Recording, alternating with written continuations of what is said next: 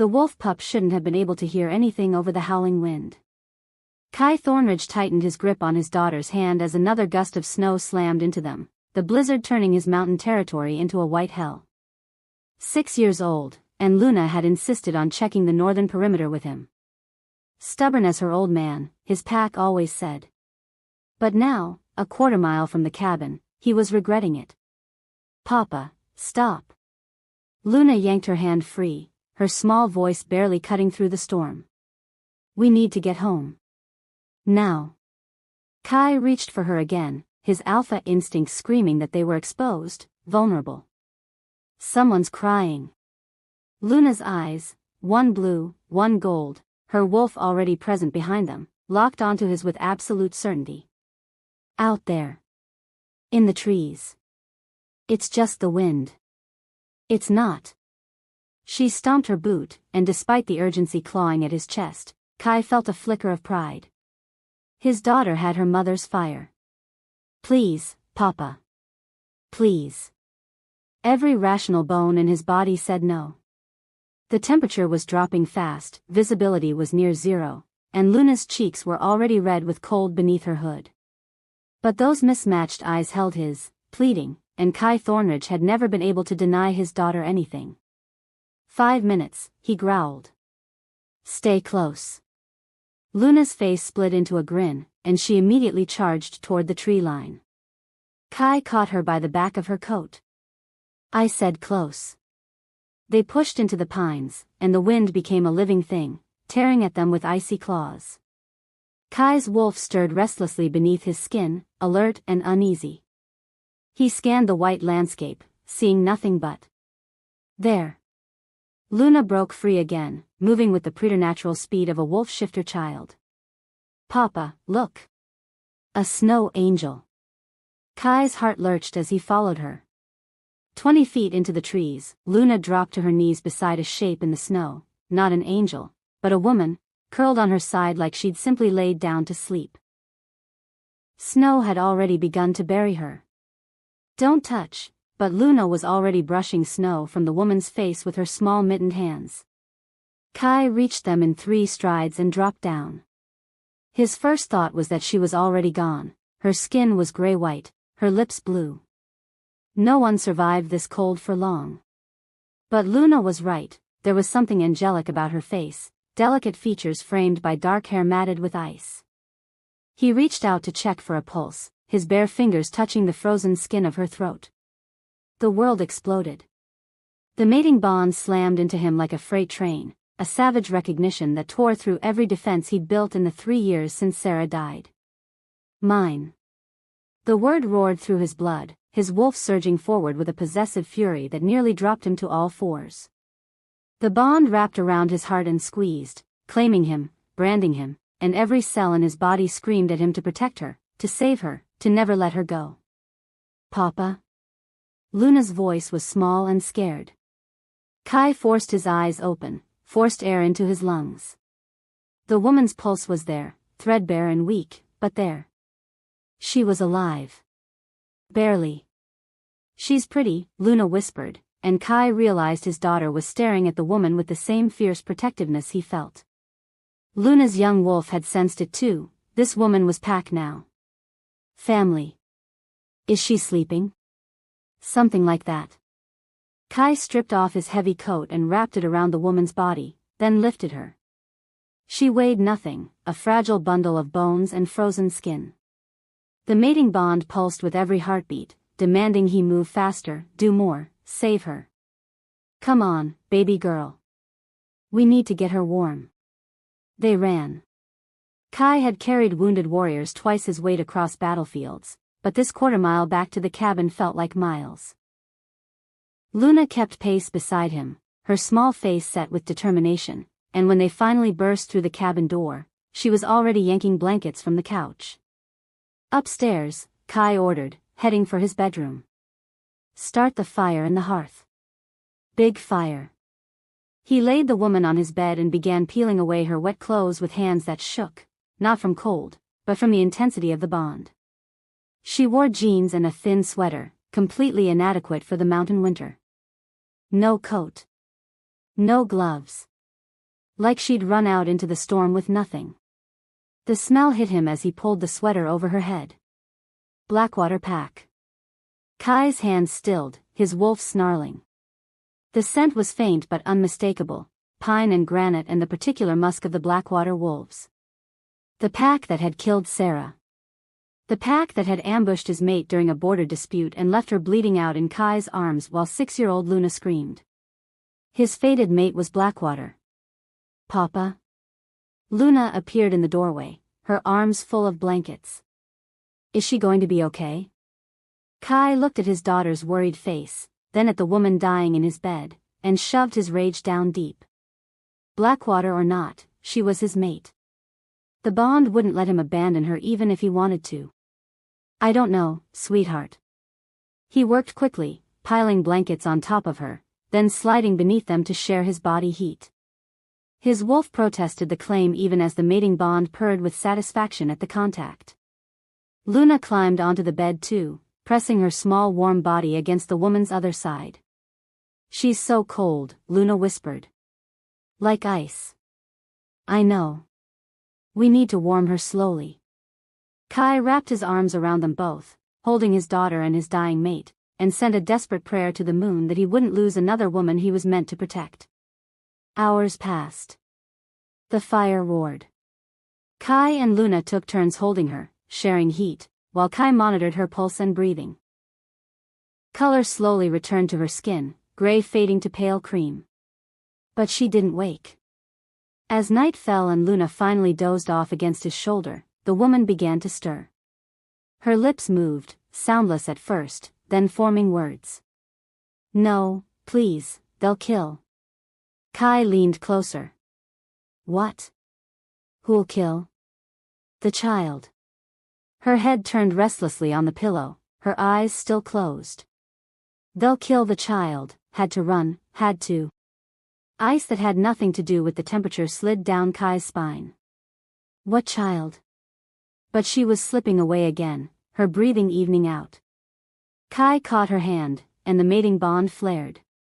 Stay with me, he whispered, surprised by the desperation in his own voice. I've got you. You're safe now. Her fingers twitched in his, and for just a moment, her eyes fluttered open. Dark eyes, deep brown like rich earth, unfocused and confused. They found his face.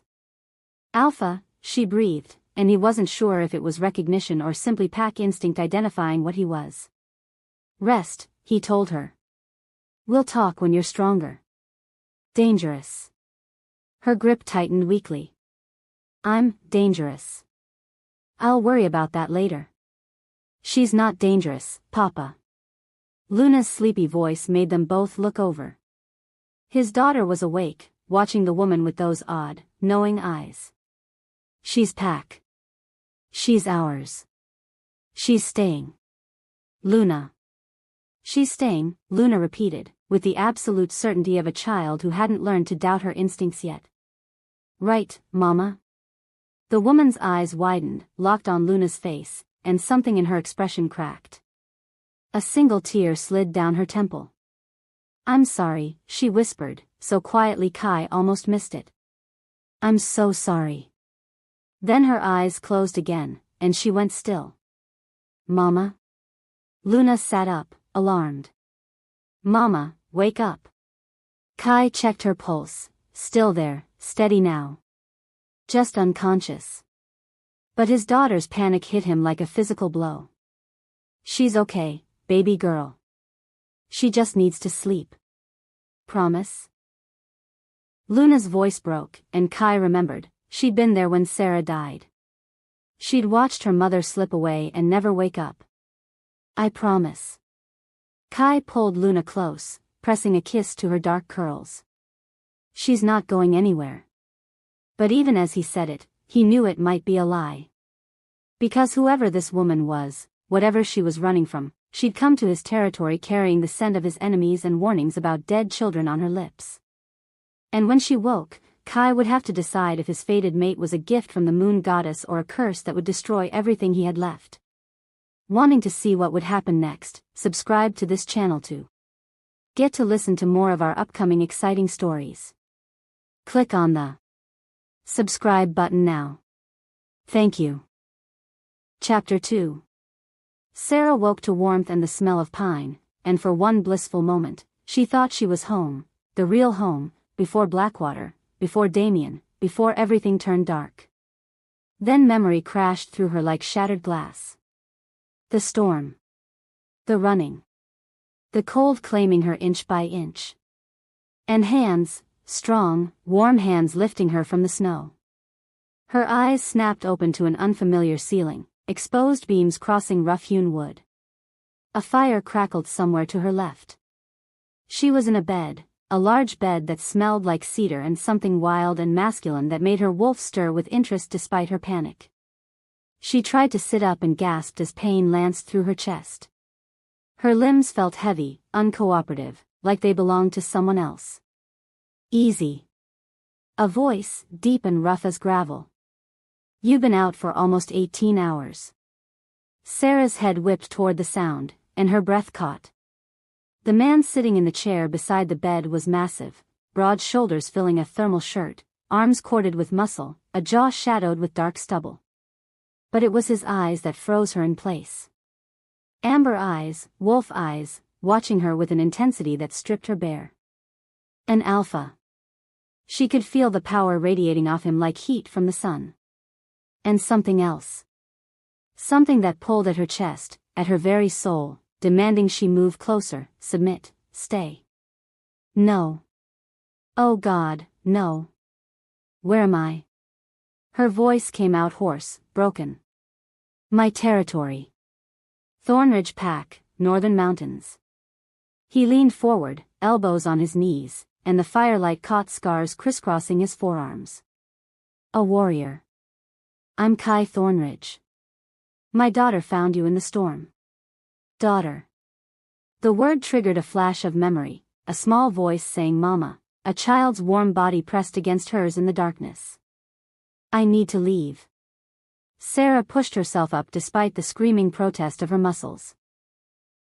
The blankets fell away and she realized she was wearing someone's flannel shirt, far too large, and nothing else.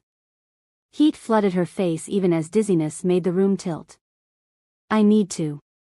You need to lie down before you fall down. Kai's hand shot out, catching her shoulder, and the contact sent electricity racing across her skin.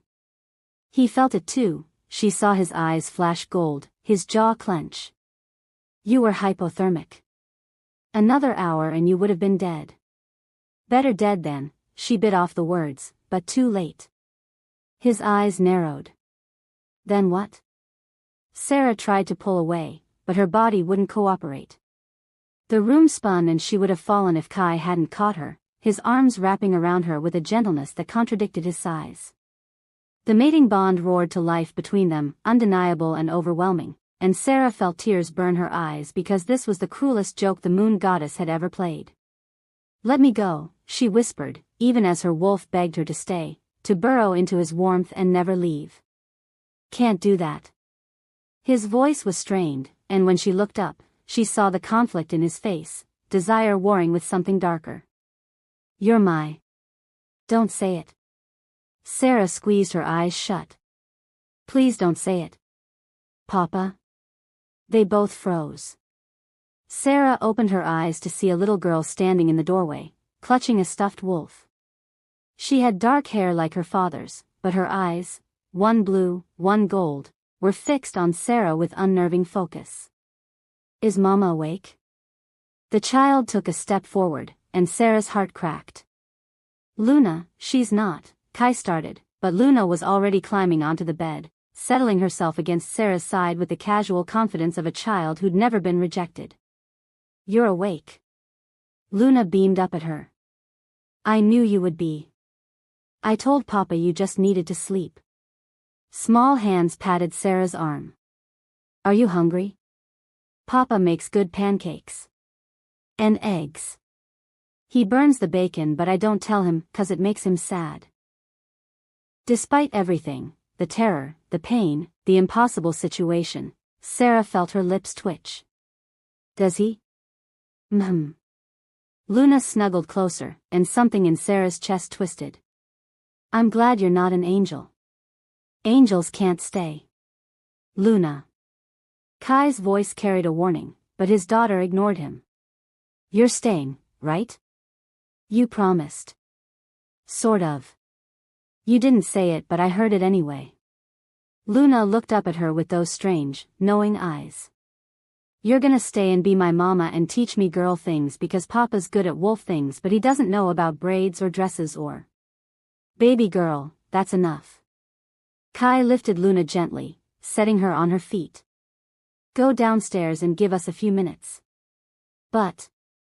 Now, Luna. The child's face fell, but she obeyed, though not before throwing one last hopeful look at Sarah.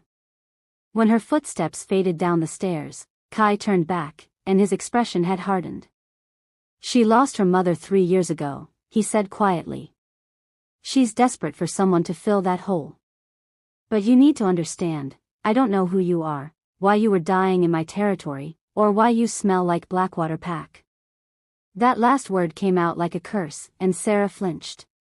So before my daughter gets any more attached, you're going to tell me the truth. Sarah looked at this alpha, her fated mate, chosen by the moon goddess herself, and knew she had 2 choices. Run, and likely die in the mountains. Or trust him with secrets that could get them all killed. Luna's face flashed in her mind. That innocent smile. Those 2 knowing eyes. I escaped from Blackwater, she said, and watched Kai go very still. I was being held there against my will. Held captive. His voice was flat, dangerous. Why? This was the part that would make him throw her out. Sarah forced herself to meet his eyes. Because I'm an Omega. A rare one. And Damien Blackwater needed a breeder. The temperature in the room dropped 10 degrees. Kai's eyes flashed full gold, his wolf rising to the surface. A breeder. His father, Alpha Marcus, arranged it.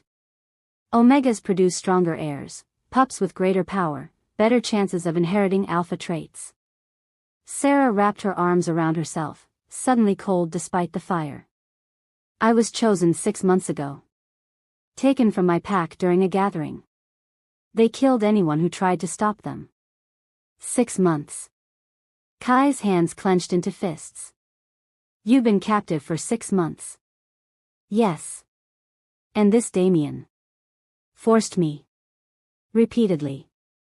Sarah's voice was brittle as ice. Until it worked. She watched understanding dawn in his eyes, watched him put the pieces together. His face went pale beneath his tan. You're pregnant.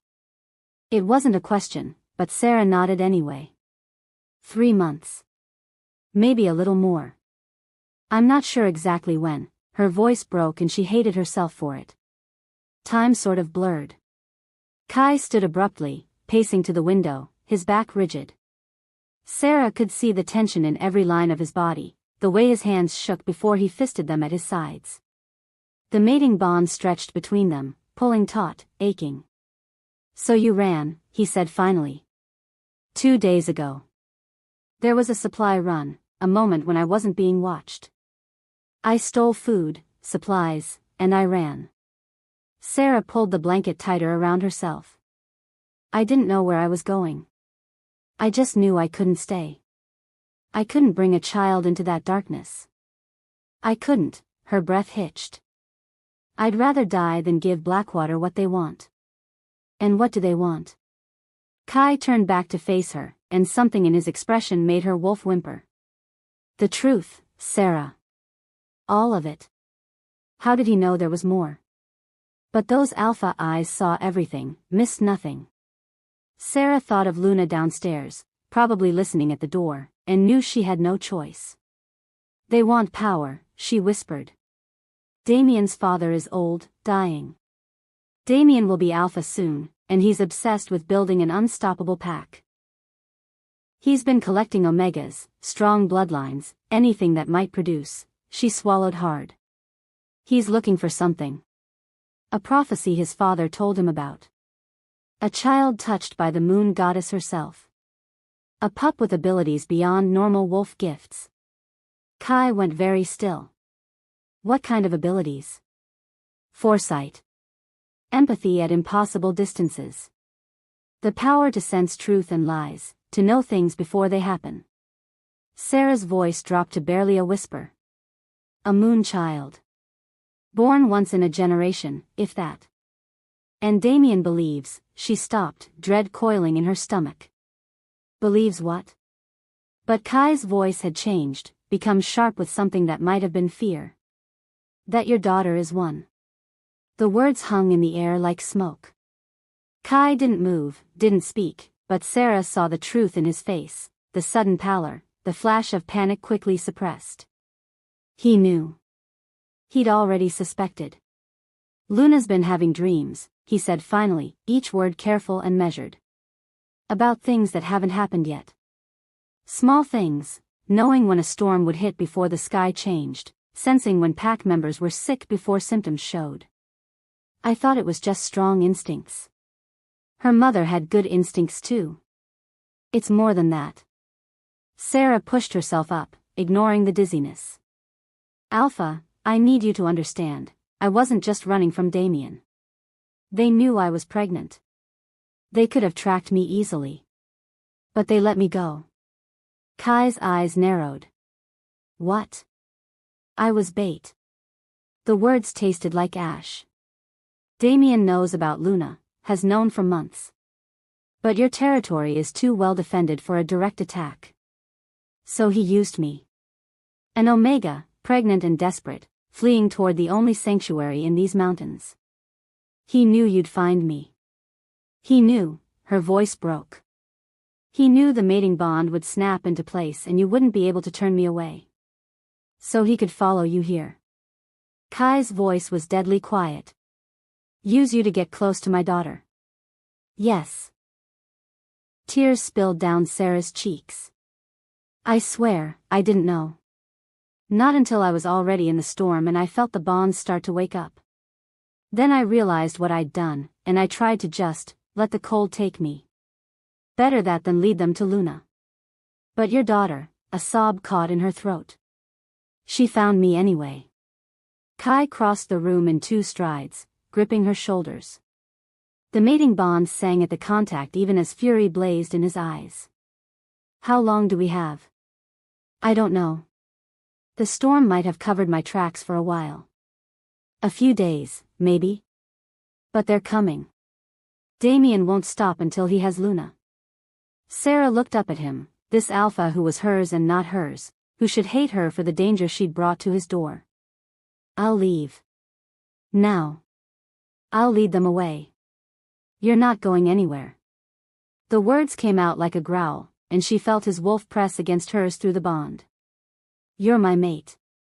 Like it or not, that makes you my responsibility. I'm carrying another man's child. I know. The admission seemed torn from him. Believe me, I know. My wolf is losing its mind over it. But you're also the mate the moon goddess chose for me, and I don't reject what's mine. Even though I smell like Blackwater? Sarah's voice turned bitter. The pack that killed your mate? Kai's hands tightened on her shoulders, and for a moment she saw the grief in his eyes, raw and still bleeding. Sarah was killed in an ambush 3 years ago. 15 Blackwater wolves crossed into my territory during a border dispute. She was trying to protect the pack's young. His jaw clenched. Luna watched her die. Then you should hate me. I want to. His honesty was brutal. I've spent 3 years teaching myself to hate everything Blackwater.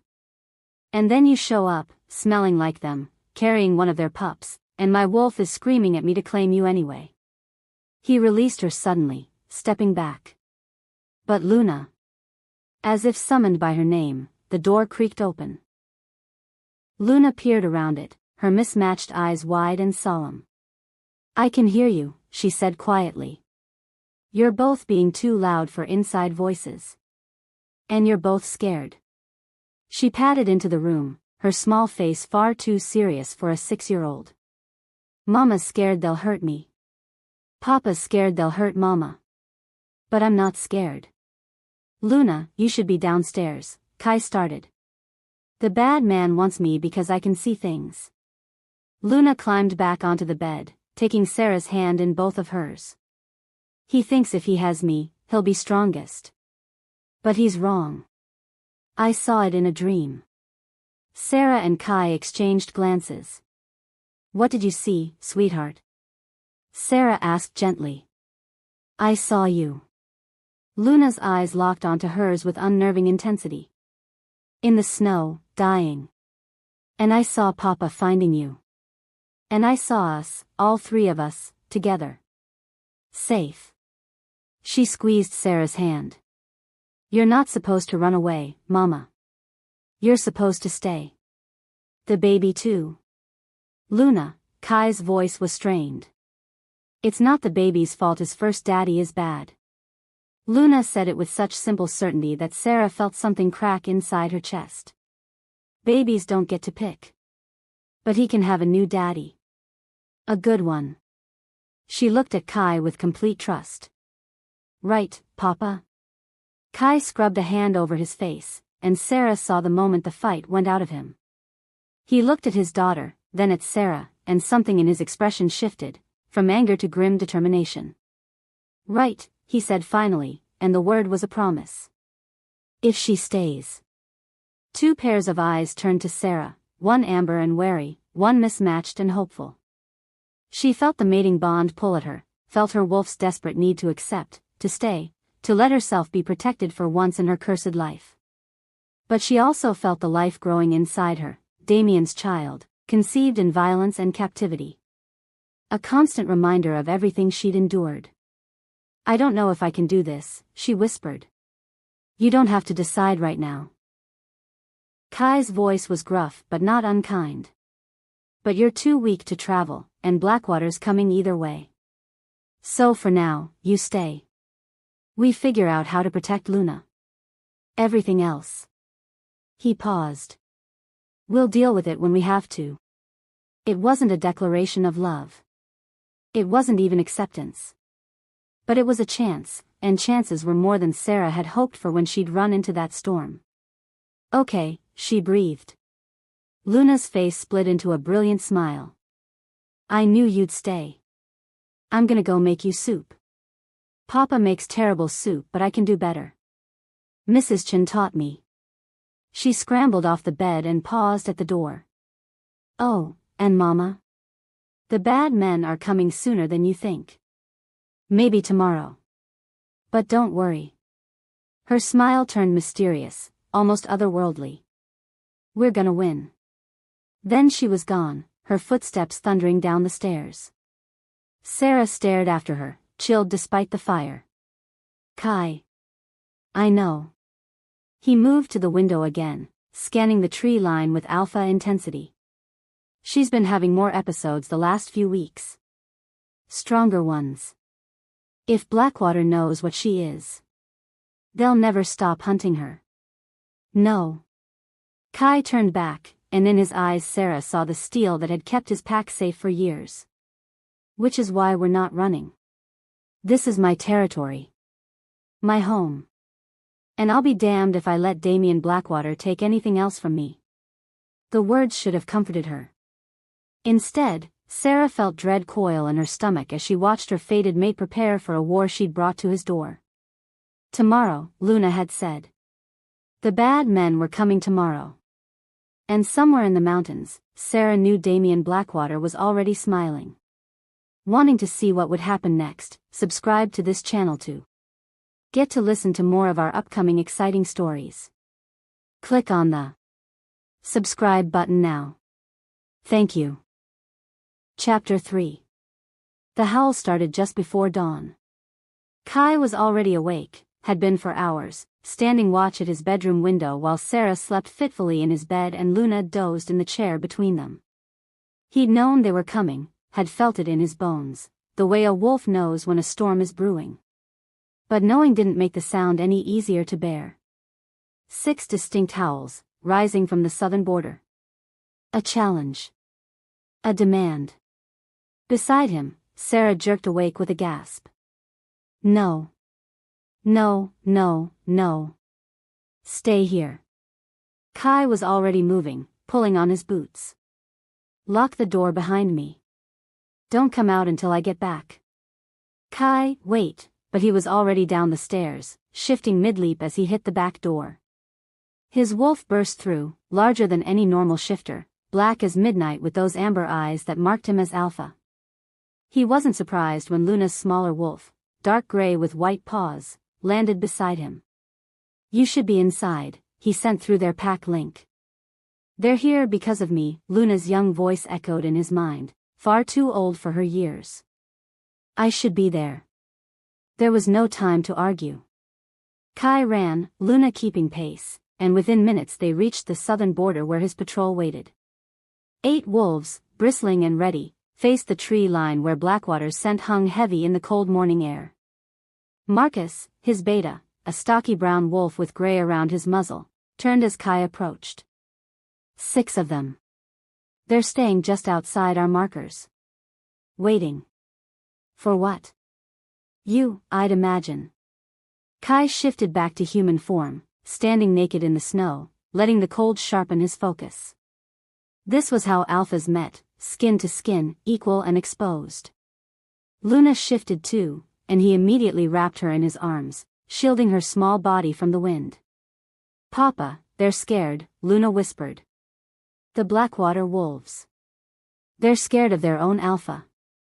Kai filed that information away as the trees across the border rustled. 6 wolves emerged. 4 gray, 1 brown, 1 massive black. The black wolf shifted, and Damien Blackwater stood before them. He was younger than Kai had expected, maybe 30, with the kind of polished good looks that came from privilege and cruelty. Dark hair, cold blue eyes, and a smile that made Kai's wolf snarl with rage. Alpha Thornridge. Damien's voice carried across the distance, smooth as silk. What a pleasure to finally meet. Though I wish it were under better circumstances. You're on my border without permission. Kai kept his voice level. State your business or leave. Business. Yes. Damien clasped his hands behind his back, casual, like they were discussing the weather. I'm here to collect what's mine. You have something that belongs to Blackwater Pack, an Omega who fled her duties and stole valuable Pack property. I have a woman who sought sanctuary from abuse. Abuse? Damien's laugh was sharp. Is that what she told you? No, Alpha Thornridge, what you have is a breeder who broke her contract and endangered an unborn heir. Pack law is clear, a mated Omega belongs to her pack until formally released or claimed by her fated mate. His eyes glittered. And since no claim has been made. Kai felt Luna tense against him. Around them, his patrol shifted restlessly. She's under my protection. Protection isn't a claim. Damien took a step forward, still carefully on his side of the border. Return her voluntarily, and we'll forget this unfortunate incident. Refuse, and you'll be harboring a fugitive. That's grounds for territorial dispute. You mean war. Such an ugly word. I prefer consequences. Damien's smile widened. You have until sunset to decide. After that, we'll be forced to retrieve our property by other means. His gaze slid to Luna, and Kai felt his daughter flinch. Lovely child you have, by the way. She has remarkable eyes. Kai's wolf surged forward, and it took every ounce of control not to shift and tear Damien's throat out. Leave. Now. Sunset, Alpha Thornridge. Damien shifted back, his black wolf turning with deliberate slowness. Choose wisely. They melted back into the trees, and Kai stood frozen until he could no longer scent them. Only then did he allow himself to shake, to feel the rage and fear coursing through his veins. Papa? Luna looked up at him. He's lying. About lots of things. But not about the war part. He really will attack. I know, baby girl. Kai lifted her, carrying her back toward the cabin. His patrol followed, already shifting back to human form, already arguing among themselves. By the time they reached the cabin, half his pack had gathered, 20 adults, various ages, all looking to him for answers. Sarah stood on the porch wrapped in his coat, her face pale but determined. "I heard the howls," she said quietly. "He's here for me. He's not getting you." Kai set Luna down and climbed the steps. Everyone inside. Pack meeting. Now. They crowded into his living room, too many bodies in too small a space, but it was the only room big enough. Kai stood by the fireplace, feeling every eye on him, while Sarah tucked herself into a corner with Luna pressed against her side. "Blackwater wants Sarah back," he said without preamble. "Claims she belongs to them, that her pregnancy is Pack property. They've given us until sunset to hand her over." The room erupted. "We should give her to them." That was Jensen, a younger wolf who'd lost his brother to a Blackwater raid 5 years ago. "Why should we risk our families for some Omega who brought trouble to our door?" "Because she's the Alpha's mate," Marcus rumbled. "The bond is sacred." "The bond isn't claimed." Jensen shot back. "She's pregnant with another man's pup. That breaks everything." "She was raped," Kai snarled, and the room went silent. "Held captive and forced. Anyone who has a problem with that can challenge me right now." No one moved, but Kai could see the fear in their faces. They were good wolves. Farmers, craftsmen, parents. Warriors when they needed to be, but this wasn't their war. Alpha. Sarah Chen, his oldest pack member, spoke carefully. "We all respect your position. But Blackwater outnumbers us 3-1. If we fight, we could lose everything. Our homes. Our children." She glanced at her grandson, a teenager barely old enough to shift. "Is one woman worth that?" "She's not just one woman," Kai started. "Then what is she?" Marcus stepped forward, and Kai felt his beta's challenge like a physical blow. "You haven't claimed her, Kai. You haven't even said you will. So what are we fighting for? A mate you're not sure you want? A pregnant Omega carrying your enemy's child?" "Marcus." "No." His beta's voice turned hard. "I've followed you for 8 years. Stood by you when Sarah died. Helped raise that little girl like she was my own. But I won't watch you destroy this pack over a woman you met yesterday. If you won't think clearly, then maybe someone else should lead." The challenge hung in the air, official and binding. Around them, the pack tensed, waiting for Kai's response. As Alpha, he could accept the challenge, fight Marcus, and risk everything. Or he could back down, admit doubt, and potentially lose his position anyway.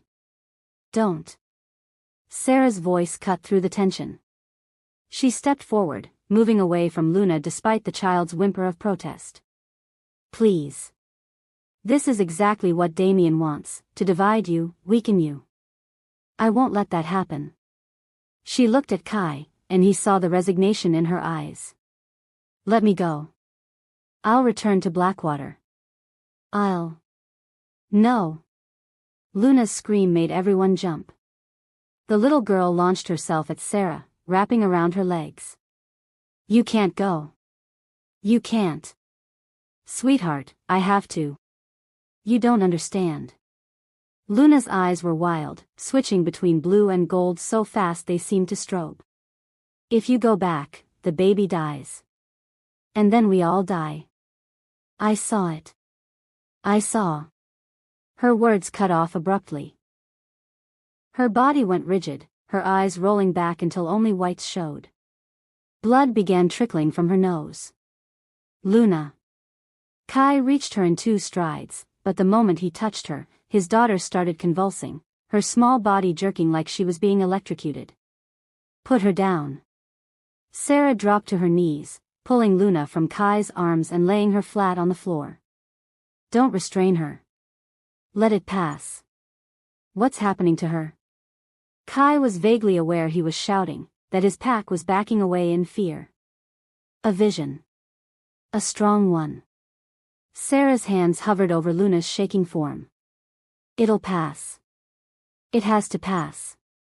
But it didn't pass. Luna convulsed harder, blood now streaming from her nose and the corners of her eyes. Her mouth opened and words spilled out, but not in her voice. This voice was ancient, layered, like a dozen women speaking in unison. The blood of the moon meets the blood of the shadow. From violence comes the key. From the key comes the door. From the door comes the end of all things, or the beginning of everything. Every wolf in the room dropped to their knees, their heads bowing in instinctive submission to whatever was speaking through this child. Kai fought the urge, staying upright through sheer will, watching in horror as his daughter bled and spoke prophecy. Blackwater has woven its web for generations, breeding and manipulating, searching for the perfect vessel. They found her in the last daughter of the moon's first blessing. They made her suffer, made her break, made her bear the child of shadow. Luna's sightless eyes turned toward Sarah. You are the end of a bloodline that stretches back to the first shift, when the goddess walked among wolves. Your child is the culmination of centuries of planning. No. Sarah's face had gone white as snow. That's not possible. I'm nobody. My pack was small, insignificant. Your pack was hidden. Protected. Until Blackwater found you. Luna's head turned toward Kai, and he felt ice slide down his spine. And you, Alpha of the mountain. You harbor the other half of the prophecy. The stolen child. The moon child who should have died in Blackwater's keeping. What are you talking about? But even as Kai said it, pieces started clicking into place. Sarah's secretiveness about Luna's origins. The way she'd been so desperate to adopt, to protect. The night she died, the last thing she'd whispered, keep her safe. They can never know. The woman you called mate took the moon child from Blackwater's nursery 6 years ago. She fled with the infant who was too powerful, too pure, too dangerous for Blackwater to control. She brought the child here, to you, and you raised her as your own, never knowing what she truly was. Luna's body arched, her back bowing impossibly, and Sarah grabbed her hand, holding tight. 2 bloodlines. One of light, one of prophecy. Together they will birth the child who can unite all packs under one banner, or destroy them all. Blackwater knows this. They have always known. They killed the protector mate to weaken your defenses. They sent the moon-blessed Omega to bait you. They are coming for both children, and if they succeed. Luna's words cut off with a choked gasp. Her body collapsed, boneless, and blood poured from her nose in a rush. Sarah immediately rolled her to her side, supporting her head. Someone get water. Sarah's voice cracked. And towels. Now.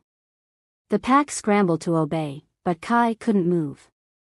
He stared at his daughter, his stolen daughter, apparently, and felt his world tilting on its axis.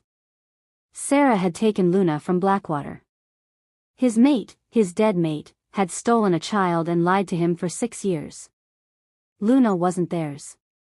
She'd never been theirs. Kai. Marcus was at his elbow, his earlier challenge forgotten in the face of what they'd just witnessed. What in the moon's name was that? The truth, I think. Kai's voice sounded hollow even to his own ears. He looked around at his pack, saw the same shock and fear reflected in their faces. Sarah stole Luna from Blackwater when she was an infant. Everything they've done, the raids, the border attacks, the ambush that killed Sarah, it was all to get her back. And now they've found her. Sarah had Luna's head in her lap, wiping blood from the little girl's face with the edge of Kai's coat. She looked up at him with devastated eyes. That's why Damien used me. He knew about my bloodline, knew that if he could get both of us in the same place, he could. Her hand moved to her stomach. The prophecy. It's about our children. Luna and my baby. What does it mean? Sarah Chin whispered. Unite or destroy all packs. It means whoever controls these children controls everything. Kai finally moved, dropping to his knees beside Luna's unconscious form. His daughter, because she was still his daughter, stolen or not, was pale as death, her breathing shallow. And Blackwater's been planning this for generations. Then we're doomed. Jensen's voice was flat. How do we fight that? How do we fight destiny? We don't. Kai lifted Luna carefully, cradling her against his chest. She was so small, so fragile, bleeding from a vision that should have killed her. We protect our own. Sarah, can you walk? Yes, but... Good. Marcus, gather the pack. Everyone who can fight. Everyone who can't, head to the safe house in the North Valley. Take the children, the elderly. Go now. Kai, what are you doing? Marcus demanded. Kai looked at his beta, then at his pack, his small, terrified, completely outnumbered pack. He thought of Sarah dying in his arms, whispering secrets he hadn't understood. He thought of Sarah, carrying a child conceived in violence but destined for something greater. He thought of Luna, stolen from one monster and hunted by another. And he made his choice. I'm done running. I'm done hiding. If Blackwater wants these children, they'll have to go through me. He stood, still holding Luna. And when I'm done, they're going to wish they'd never crossed into my mountains. Sarah rose slowly, her hand still on her stomach, protecting the life growing there. If we fight, we might all die.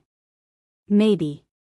Kai met her eyes, and for the first time since she'd stumbled into his life, he let her see everything, the fear, the rage, the desperate, impossible hope. But if we don't fight, we'll definitely lose everything that matters. I won't let that happen. Not again. Outside, the sun climbed higher, marking the hours until sunset. Until war. And in the mountains, Damian Blackwater waited, already tasting victory. If you're still listening to this story up to this point, why don't you subscribe to this channel to continue getting impactful daily stories like this? We would be most grateful if you can do that to help boost this video to reach everyone. Thank you. Chapter 4. Luna didn't wake up. For 6 hours, she lay in Kai's bed, pale and still, while Sarah kept vigil at her side and the pack prepared for war. Kai wanted to stay, needed to stay, but his wolves were looking to him for leadership and he couldn't afford to fall apart. Not yet. Her pulse is strong, Sarah said quietly when he checked in for the 4th time. She was sitting on the edge of the bed, one hand holding Luna's, the other pressed to her own stomach. Whatever the vision took from her, she's fighting to come back. Kai nodded, not trusting his voice. He'd sent runners to neighboring packs, calling in every favor, every alliance. 3 had responded, small packs, cautious ones, promising 20 wolves between them. Against Blackwater's forces, it would barely make a difference. They were going to die tonight. Kai. Sarah's voice stopped him at the door. There might be another way. He turned slowly. What way? The claiming ritual. She wouldn't meet his eyes. If you formally claim me as your mate, pack law says I transfer to Thornridge. Blackwater loses all legal right to me or, her hand pressed harder against her stomach, to my child. They don't care about pack law. No. But the other packs do. Sarah finally looked up, and he saw the desperation there. If you claim me, and Blackwater attacks anyway, they become the aggressors. The other packs would have to respond. It's in the accords. Kai crossed back to her in 3 strides. The claiming ritual is ancient. Binding. There's no breaking it once it's done. I know. It's not just words, Sarah. It's blood and soul and essence. It will tie us together for life. I know, she repeated, stronger this time. But it's the only card we have left to play. You claim me, transfer my pack allegiance, and suddenly Blackwater is breaking every treaty that holds the peace between packs. The Grove Pack, the Northern Council, they'd be forced to intervene. It was smart. Tactically brilliant, even. And it made Kai's wolf howl with savage satisfaction at the thought of finally, officially, making her his. But his human side remembered Sarah. Remembered loving her, losing her, swearing he'd never replace her. And here he stood, contemplating binding himself to another woman before his mate's body was cold 3 years in the ground. Kai. Sarah stood, moving close enough that he could feel her warmth. I'm not asking you to love me. I'm asking you to save your daughter. Save my child. That's all this has to be. The ritual requires. He stopped, his throat tight.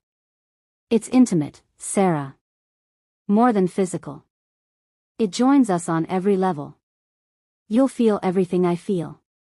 I'll feel everything you feel. There's no hiding, no walls.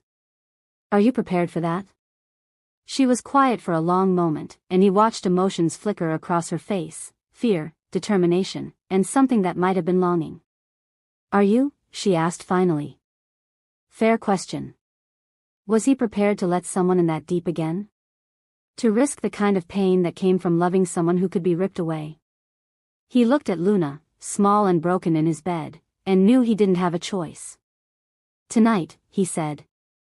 Before sunset. Before they come. Okay. Sarah's voice was barely a whisper. How do we? I'll prepare the ritual space. You, he gestured vaguely. Rest. Eat something. The ritual is draining. She nodded and sank back onto the bed beside Luna, and Kai forced himself to walk away before his wolf could do something stupid like claiming her right there. Consequences be damned. Marcus found him in the clearing behind the cabin, drawing symbols in the snow with ash and salt. Is it true? His beta asked without preamble. You're claiming the Omega? Yes. Before you've even properly courted her? Before the pack has accepted her? The pack will accept my decision or challenge me for leadership. Kai didn't look up from his work.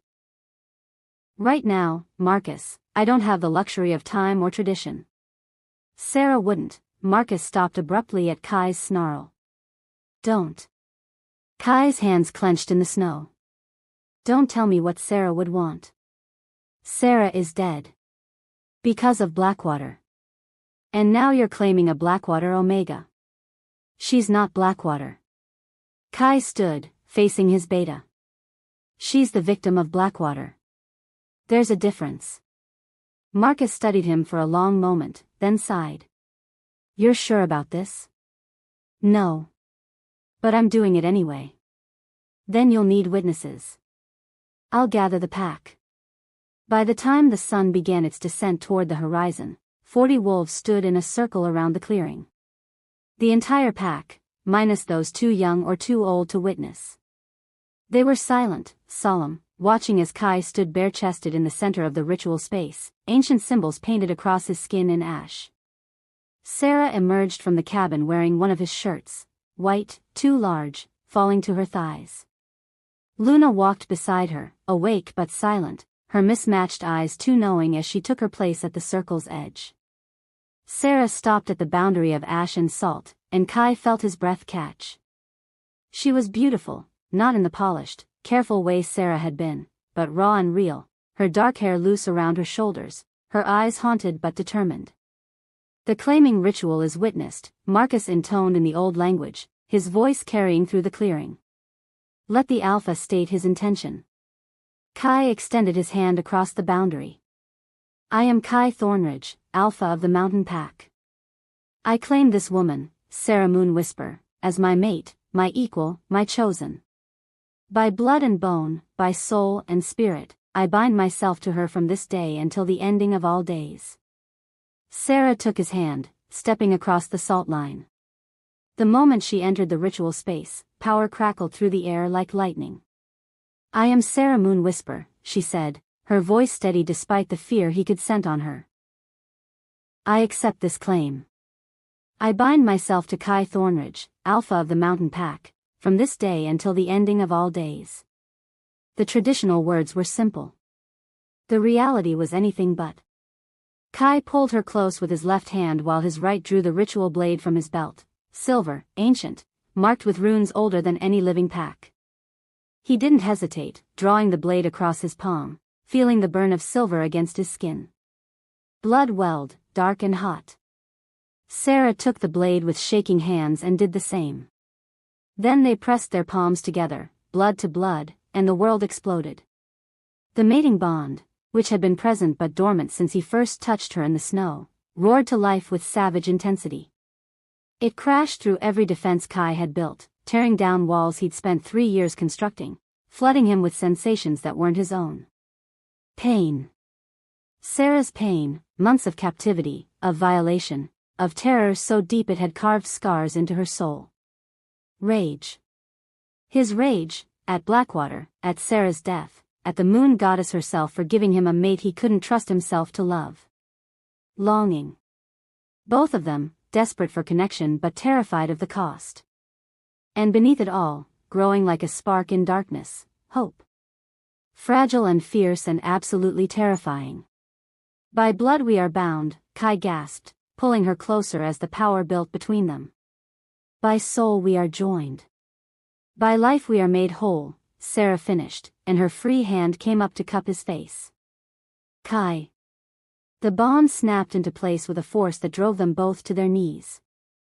Kai felt it settle into his chest, a golden thread connecting him to Sarah, pulsing with her heartbeat. And through that thread, he felt everything. Her fear of Damien. Her love for the child growing inside her, yes, love, despite how it was conceived. Her desperate hope that maybe, just maybe, she'd found a place to finally belong. And something else. Something wrong. Kai's eyes snapped open as he felt it, a coldness spreading through Sarah's core, centered on her womb. The pregnancy wasn't just taking her strength. It was killing her, cell by cell, like ice spreading through water. What? He started, but Sarah collapsed against him, her face gray. I know, she whispered. I've known for weeks. Alpha-blooded children, they're too strong for omegas to carry alone. Without the father's essence to balance it. She closed her eyes. I have maybe a month. Maybe less. Horror flooded through Kai. Why didn't you tell me? Would it have changed anything? Damien doesn't care if I die. He just needs the child to be born. A bitter laugh escaped her. That's why I ran. I'd rather die free than in his keeping. You're not going to die. Kai stood, pulling her up with him, ignoring the gasps from his pack as they saw the truth written on Sarah's face. There has to be a way. There is. Luna's voice cut through the clearing, and everyone turned to look at the little girl standing at the circle's edge. Her eyes were glowing, both of them, blue and gold swirling together. The Grove Pack has the Moonstone. It can heal her. Balance the pregnancy. Kai felt ice slide down his spine. Luna. I saw it. In my vision before I woke up. Luna's gaze fixed on him with unnerving intensity. You have to go to Uncle Rylan. He's the only one who can help. The name fell like a stone into still water. Around them, the pack shifted uneasily, and Kai heard the whispers starting. Rylan. His brother. The wolf he'd banished 5 years ago for betrayal. No. Kai's voice was flat. There has to be another way. There isn't. Luna walked into the ritual circle, ignoring pack law, ignoring tradition, and took both Sarah's hand and Kai's. If you don't go to Uncle Rylan, Mama dies. The baby dies. And when Blackwater comes, her voice dropped to a whisper, we all die. I saw that too. Marcus stepped forward. Alpha, the Grove Pack is 2 days' travel. We don't have. We have time. Luna looked at the beta. They're not coming tonight. They're waiting. Waiting for what? Sarah asked. For me to lead them right to you. A new voice spoke from the trees, and every wolf in the clearing tensed. Kai spun, putting himself between Sarah and the threat, as a figure emerged from the shadows. Male, maybe 40, with graying hair and cold eyes that tracked across the gathered pack before settling on Luna. Hello, little moon child, the man said softly. Your mother sends her regards. Kai's blood turned to ice. My maid is dead. Is she? The man smiled, and it was the cruelest expression Kai had ever seen.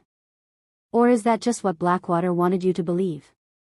Before Kai could respond, before anyone could move, the man shifted, a massive gray wolf that launched toward Luna with killing speed. Kai met him mid-leap, and they went down in a tangle of fur and fangs. The clearing erupted as his pack surged forward, but more wolves burst from the trees, Blackwater wolves, at least a dozen, using the distraction to strike. Run! Kai roared at Sarah even as he tore into the gray wolf's shoulder. Get Luna and run! But Sarah was already moving, grabbing Luna and sprinting toward the cabin. A brown wolf cut them off, and Kai felt his heart stop, until Marcus intercepted, taking the brown wolf down with savage efficiency. The fight was chaos. Blood and snow and the screams of wolves dying. Kai's pack was outnumbered, overwhelmed, and through the bond he could feel Sarah's terror as she barricaded herself and Luna inside the cabin. Then Luna screamed. It wasn't a normal scream. It was psychic, violent, exploding outward from the cabin like a shockwave. Every wolf in the clearing, Thornridge and Blackwater alike, collapsed, driven to their knees by the sheer force of power radiating from one 6-year-old child. Kai felt it tear through his mind, saw flashes of Luna's memories. Not her memories, he realized with growing horror, but visions.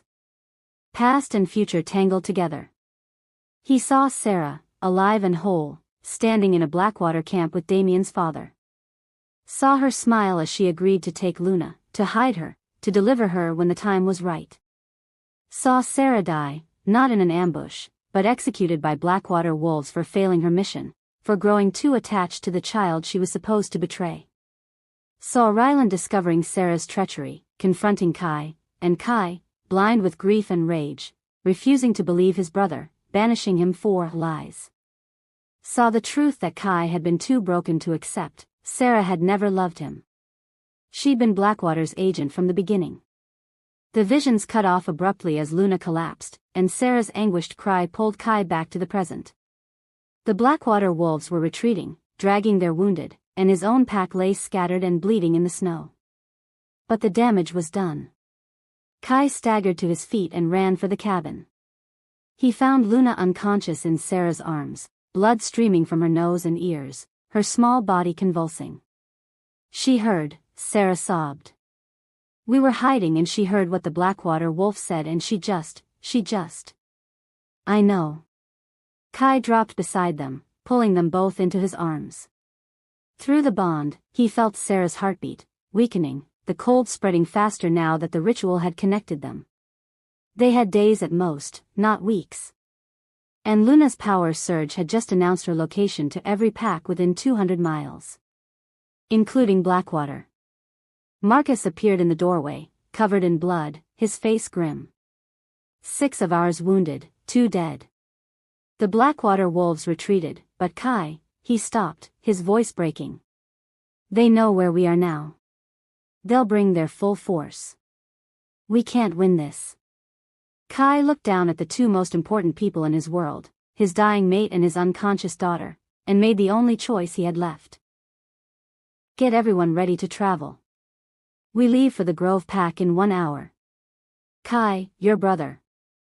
I don't care. Kai stood, still holding Luna. I'll crawl through broken glass and beg if that's what it takes. But I'm not losing them. Not like I lost Sarah. Sarah was a traitor, Marcus said quietly. I know. The words tasted like ash. And I was a fool. But I'm done being blind. He looked at his beta. Get the pack moving. We run until we reach the grove, and we hope to the moon that my brother doesn't slam the door in my face. Because if Ryland refused them, if the Grove Pack turned them away, then Kai would have no choice but to stand and fight a battle he couldn't win. And everyone he loved would die for his sins. Outside, the sun finally set below the horizon, and in the mountains, Damien Blackwater smiled as his scouts reported in. The Moonchild had revealed herself.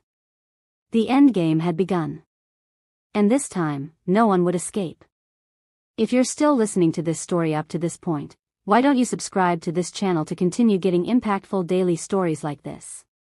We would be most grateful if you can do that to help boost this video to reach everyone. Thank you. Chapter 5. They reached the Grove Pack territory with Blackwater's scouts on their heels.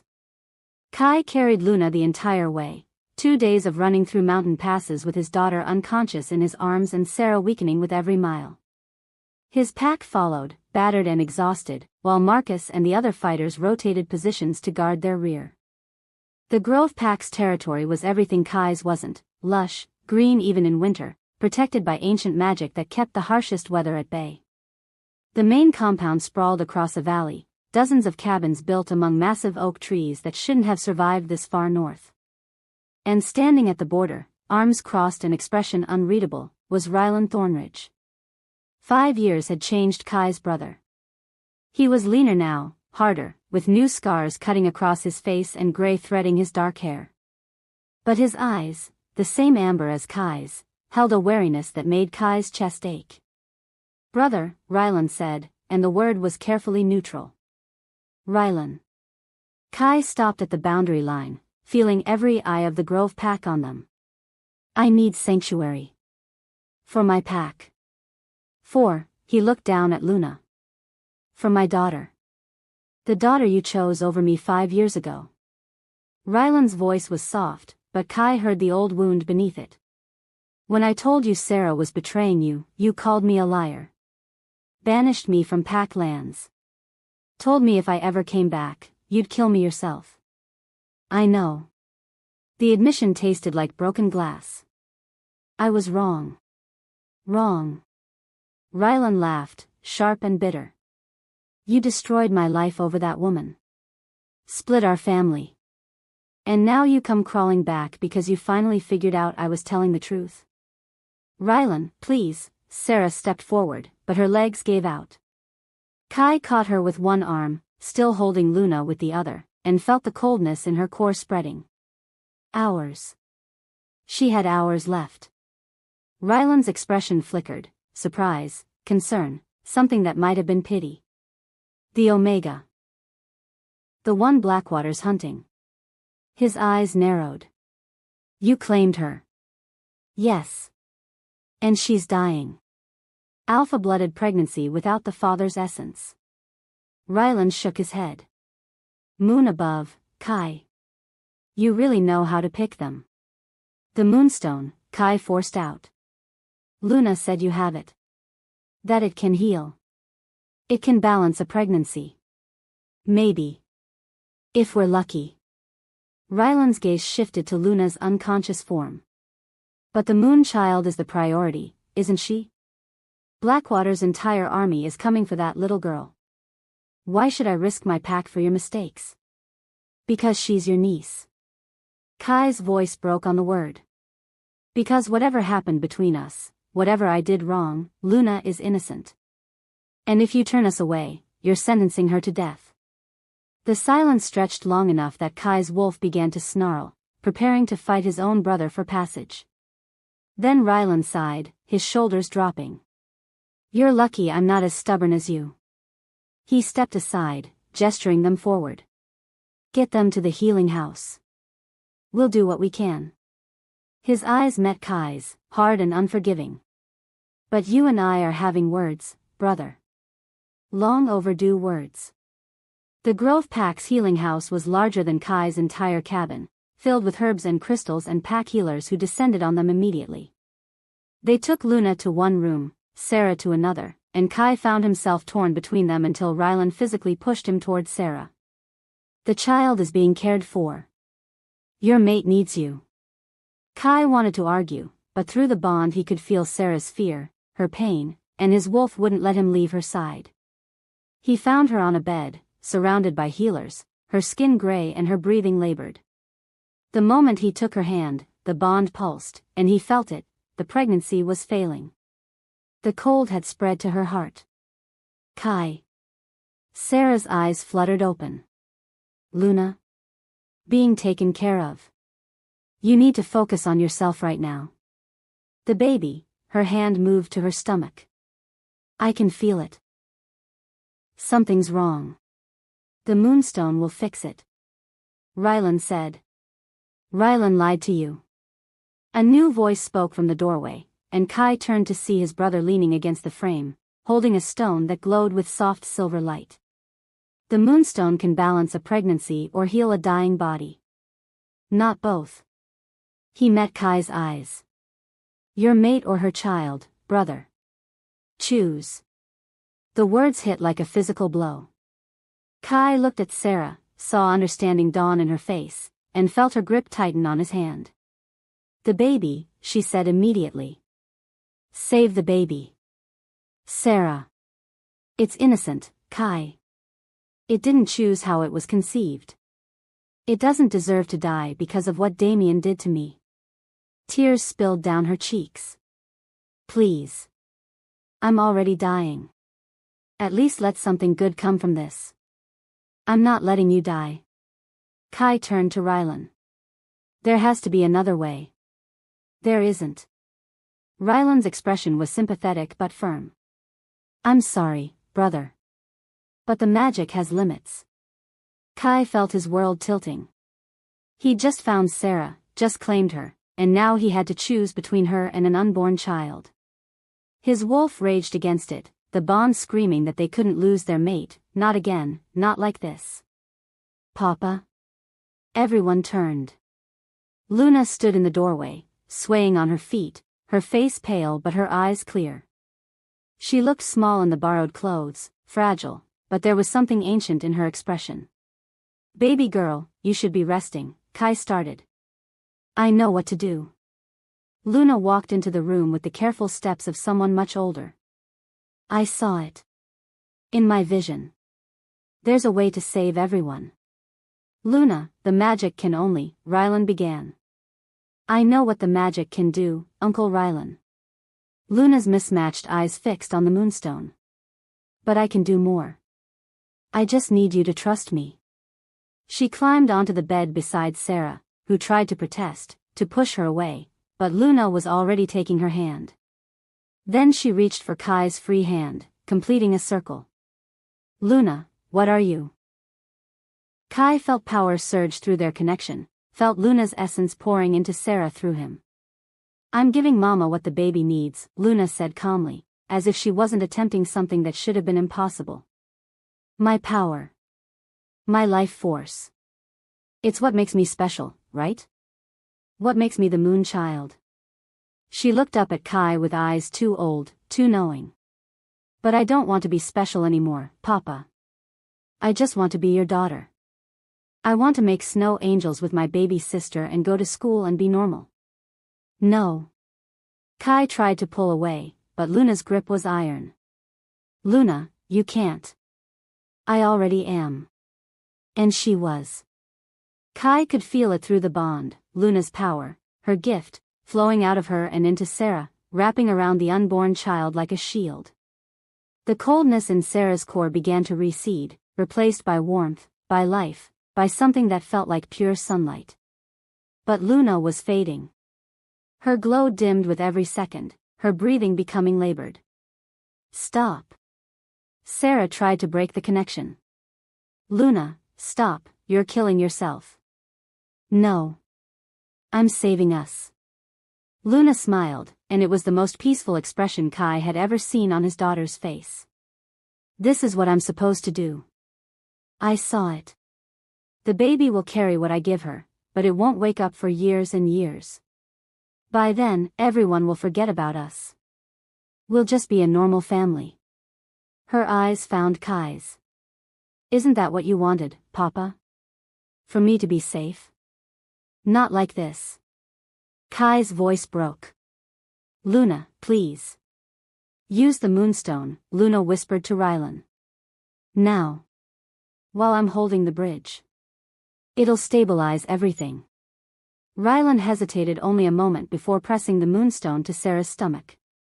The silver light exploded, filling the room, and Kai felt the magic slam through all three of them, Luna's power, the moonstone's healing, and his own essence through the mating bond, all converging on Sarah and the child she carried. The light built until Kai had to close his eyes against it. Then it collapsed inward with a sound like thunder, and Luna went limp in his arms. No, no, no, Kai grabbed his daughter, feeling for her pulse. It was there, steady and strong, but when her eyes fluttered open, they were just blue. No gold. No swirling power. Just the normal blue of a normal 6-year-old child. Did it work? Luna's voice was small, tired. Is Mama okay? Kai looked at Sarah. Color was returning to her cheeks, her breathing evening out. Through the bond, he felt the coldness gone, replaced by warmth and strength. The pregnancy was stable. She was healing. It worked, Kai breathed. Moon above, Luna, it worked. Good. Luna's eyes drifted closed. I'm sleepy, Papa. Can I sleep now? Yeah, baby girl. You can sleep. Kai held her close, feeling tears stream down his face. His daughter, his brave, impossible daughter, had sacrificed everything that made her special to save the people she loved. And in doing so, she'd become more precious to him than ever. The healing lasted 3 days, Sarah recovering, Luna sleeping the exhausted sleep of a child who'd given everything. Kai barely left their sides, splitting time between the two most important people in his world while his pack settled uneasily into Grove territory. Rylan found him on the 3rd night, sitting between both beds, watching them breathe. We need to talk, his brother said quietly. I know. Kai didn't look up. About Sarah. About everything She came to me first, you know. Rylan settled into a chair across from him. Before she approached you. Wanted to know if I'd be interested in helping Blackwater unite the packs. I told her to leave. Told you she'd approached me. And you, his voice hardened. You accused me of lying because I was jealous of your happiness. I was wrong. The words were inadequate, but they were all Kai had. I was blind and grieving and I wanted to believe she loved me. I wanted Luna to have a mother. So I made you the villain because the alternative was admitting I'd let a spy into my pack, into my bed, into my daughter's life. You banished me. I know. Do you? Rylan leaned forward. Do you know what that did to me, Kai? You were my alpha, my brother, my best friend. And you threw me away like garbage because I told you a truth you didn't want to hear. I'm sorry. Kai finally met his brother's eyes. I don't expect forgiveness. I don't even deserve it. But I am sorry, Rylan. For all of it. They sat in silence for a long moment. Then Rylan sighed, some of the tension leaving his shoulders. I missed you, you stubborn bastard. Kai felt something in his chest loosen. I missed you too. Don't think this means we're okay. You've got years of groveling ahead of you. I know. And you're going to help rebuild everything Blackwater damaged when they... Rylan stopped abruptly, his head snapping toward the window. Do you hear that? Kai heard it a second later, howls. Dozens of them, rising from the southern border. His wolf surged to alertness, and through the bond he felt Sarah jerk awake. What's happening? She asked, already moving to protect Luna. Rylan was at the window, his face grim. They're here. Blackwater's full army. At least 100 wolves, maybe more. How did they find us so fast? But even as Kai asked, he knew. Luna's power surge had been a beacon, and every pack within 200 miles would have felt it. Including Blackwater. We need to get them out of here. Kai moved to Luna's bed. His daughter was awake now, looking small and scared without her power to protect her. Rylan, there has to be another exit. There is. But Kai, Rylan gripped his shoulder. They've surrounded us. Grove pack, Thornridge pack, every wolf here, we're outnumbered 2 to 1. If we fight, we lose. Then we don't fight. A new voice spoke from the doorway, and Kai turned to see Marcus, bloodied but standing. We negotiate. Give them what they want. No. Sarah was off the bed, moving to stand between Marcus and Luna. You're not giving them my daughter. Our daughter, Kai corrected, and saw surprise flash in Sarah's eyes. And Marcus is right, we can't win this fight. But we're not giving them Luna either. Then what? Marcus started. We give them me. Luna's small voice cut through the room. Everyone turned to stare at the little girl sitting up in bed, looking far too calm for someone who'd just woken to news of an army coming for her. I'll go with them. It's what they want. Absolutely not, Kai and Sarah said in unison. Papa, I don't have my powers anymore. I'm not the moon child. I can't do what they wanted. Luna's smile was sad and wise. So when they figure that out, they'll probably kill me.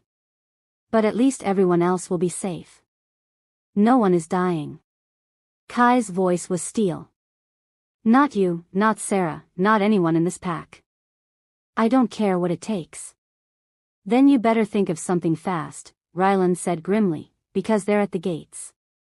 The next minutes were chaos, wolves mobilizing, children being hidden in underground bunkers, fighters taking positions. Kai found himself standing at the main gates with Ryland, Marcus, and 20 of their best warriors, facing down an army. Damien Blackwater stood at the front, shifted to human form, flanked by 50 wolves. He looked even more polished in person, handsome, charming, and absolutely soulless. Alpha Thornridge, Damien called out. And Alpha Thornridge. How delightful. The brothers reunited at last. His smile widened. I'm here for what belongs to me. The moon child and my breeding Omega. Hand them over, and I'll let the rest of you live. They don't belong to you, Kai snarled. Don't they? The child was taken from my father's pack. The Omega was chosen and claimed by Blackwater. Damien's eyes glittered with malice. I have every right. You have no rights. Sarah's voice rang out, and Kai turned to see her walking toward the gates, Luna's hand clutched in hers. I was never claimed. I was captured, imprisoned, and violated. That doesn't make me yours. Sarah, get back, Kai started, but she ignored him. And Luna isn't the moon child anymore. Sarah stopped just inside the gates, holding Luna close. She gave up her power to save me. She's just a normal child now. Worthless to you. Damien's expression flickered, surprise, then rage. Impossible. The moon child's power is intrinsic. It can't be transferred. But it can. Luna stepped forward, and Kai saw the truth in her eyes. I gave it to the baby. Mama's baby. Your baby, technically. Her smile was sweet and terrible. So congratulations. You're going to be a father to the moon child after all. In about 20 years. The silence that followed was deafening. Then Damien threw back his head and laughed, a sound that made every wolf present flatten their ears. Brilliant, he said, still laughing. Absolutely brilliant. The child sacrificed her power to save her enemy's offspring. And now I have to wait 2 decades for my prize to mature. His laughter cut off abruptly. But I don't think I will. He shifted in a blur of motion, his massive black wolf launching toward Luna with killing speed. Kai moved to intercept, but Damien was faster, larger, his jaws aimed at Luna's throat. And the world exploded with silver light. It came from Sarah, or rather, from her stomach, where the baby she carried suddenly blazed with power. The light shot outward like a physical blow, catching Damien mid-leap and hurling him backwards 50 feet. He hit the ground hard, shifted back to human form, and didn't move. The light faded, and Sarah collapsed. Kai caught her, feeling through the bond that she was unharmed but exhausted. And inside her, the baby, the moon child now, pulsed with power before settling back into dormancy. Protecting its family. Protecting its sister. The Blackwater wolves stared at their fallen alpha, then at each other, then at the combined forces of Thornridge and Grove packs. Without Damien's leadership, without the promise of the moon child's power, they had no reason to fight. One by one, they turned and melted back into the forest. The battle that should have destroyed them was over before it began. 6 months later, Kai stood in the same clearing where he'd claimed Sarah, watching his daughter teach her baby sister to make snow angels. "See, Moira. You move your arms like this. And your legs like this." Luna demonstrated, her movements precise and patient. The baby girl, dark-haired like her mother, with eyes that sometimes flashed silver, cooed and waved her tiny arms. "She's too young to understand, Luna," Sarah called from where she sat on a blanket with Kai. "She understands," Luna said confidently. "She's special. She just doesn't know it yet." Kai pulled Sarah closer, feeling the contentment through their bond. Damien Blackwater had survived but been overthrown by his own pack, banished as a rogue. The other Blackwater wolves had scattered, leaderless and broken. And Thornridge pack had grown, absorbing some of the Blackwater refugees who wanted no part of the old regime, and welcoming back Ryland's Grove wolves who'd chosen to return to the mountain. "Do you ever regret it?" Sarah asked quietly. "Taking in Damien's child. Raising her as yours." "She's not his," Kai said firmly. "She's ours. Mine and yours and Luna's. Blood doesn't make family. Love does."